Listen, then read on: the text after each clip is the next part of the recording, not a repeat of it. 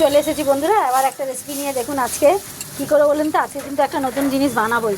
নামটা বলছি না, এখন দেখতে থাকে। মটন পেঁয়াজ কিন্তু লাল হয়ে গেছে। আমি আগে এই দেখুন রসুন বাটাটা 1 চামচের একটু বেশি হবে দিয়ে দিলাম। এটা একটু ভাজতে থাকি, কেন রসুন আদা ভাজতে দেরি হবে। একটুখানি রসুনটা তো মারতে হয়, আর লং ভিডিও হয়ে যায়। আমি কিন্তু পেঁয়াজ তেলের মধ্যে তো তেজপাতা দেয়, সবাই জানে, ওটা আমি দেখালাম না লং হয়ে যায় বলে। আচ্ছা, তেজপাতা দিয়ে পেঁয়াজ লাল করে এই আদা রসুনের পেস্টটা দিয়ে দিলাম, এটা আমি মারি। তারপরে আমি দেখাচ্ছি কী কী দেবো। জানেন বন্ধুরা, বানাচ্ছি দেখেছেন, কিন্তু এতে যে বানাবো এতে কিন্তু দেখেন কাঁচা লঙ্কা টমেটম এটা আমি একটু পরে দিচ্ছি। আর এতে কিন্তু এই মরিচ গুঁড়োটা লাগবেই, এতটা আছে আমি সবটাই দেবো, ব্যবহার করব। লাল লঙ্কা ব্যবহার করব না। আর এটা তো সবাই জানেন, পেঁয়াজ কচি কচি পেঁয়াজ, বুঝেছেন, পাতা নয়, পেঁয়াজের এই গাটা বাদ দিয়ে এইটা নিয়েছি, এটা লাগবে, এটা দেবো। খেতে কিন্তু এটা দুর্দান্ত লাগেই মটনের মধ্যে, জানেন। দেখতে থাকেন আমি কীভাবে রেসিপি বানাচ্ছি, বুঝেছেন। এবার দেখেন এই সোয়াবিন দেবো, কিন্তু এটা আমি বানাবো মটন সোয়াবিন। কিন্তু দেখুন কেমন লাগে খেতে আর কেমন বানাচ্ছি। আমি কিন্তু এটা ভেজে নিয়েছি জবরদস্ত। তেল তো জানেন আমার কাছে দোকান মনে আছেই। আলু দেবো, আলু ভাজবো না, আলু কিন্তু ভাজতে হবে না, ভাজতে লাগবেও না। দেখুন এটা হয়ে গেছে, একটু মেরে নিয়েছি।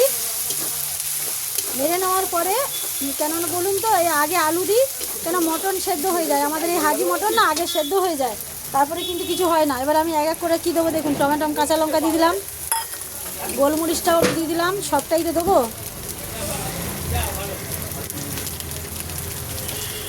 দিয়ে দিলাম। অনেকটাই পড়ে গেছে, একটু রেখে দিলাম।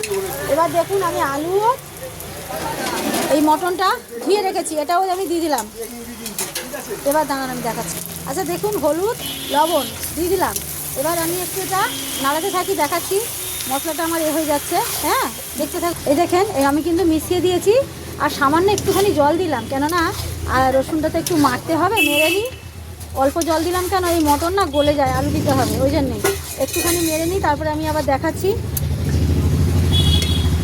জানেন মাংস কিন্তু মানে কষিয়ে নিলাম, একটু আদা রসুনটা, আলুও দিয়ে দিলাম। এরপরে কী দেবো বলুন তো, এরপরে দেবো এই যে এইটা পেঁয়াজটা। এটা কিন্তু কচি পেঁয়াজ, পেঁয়াজ কালি বলে না, এটা কিন্তু পেঁয়াজ বলে। কিন্তু এটা খেতে দুর্দান্ত লাগে, যেমন গোটা রসুন খেতে লাগে, গোটা গোটা রসুন দিয়ে মটন খেয়েছেন কোয়া সমেত, সেরকমই এই পেঁয়াজটাও খেতে কিন্তু বন্ধুরা দুর্দান্ত লাগে, বুঝেছেন। এটা একটুখানি কষিয়ে নিই, তারপরে আর একটা জিনিস দেবো, দেখতে থাকুন। কষিয়ে নিয়ে একটুখানি লং হয়ে যাচ্ছে, জানেন বন্ধুরা। এই দেখেন আমাদের দোকান কাছে তো, তেল একটু বেশি দিয়েছে।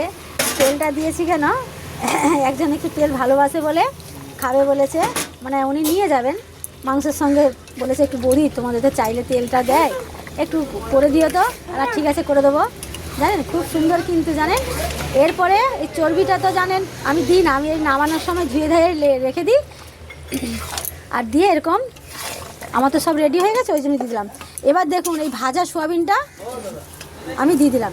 এটা কিন্তু নিউট্রেলারই নেবেন, অন্য কিছু নেবেন না, নিউট্রেলারই নেবেন আর ভেজে নেবেন।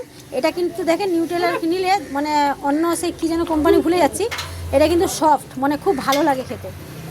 এবার কিন্তু এটা একটু নাড়িয়ে নেবো, দিলে আমার রেডি একদম মটন সোয়াবিন, একদম ফাটাফাটি রেসিপি। এই পেঁয়াজ পাতা দিয়ে, পেঁয়াজটা কচি কচি পেঁয়াজটা দিয়ে লাগবে না, মানে যারা খান তারা জানবেন, যারা খান না তারা জানবেন না।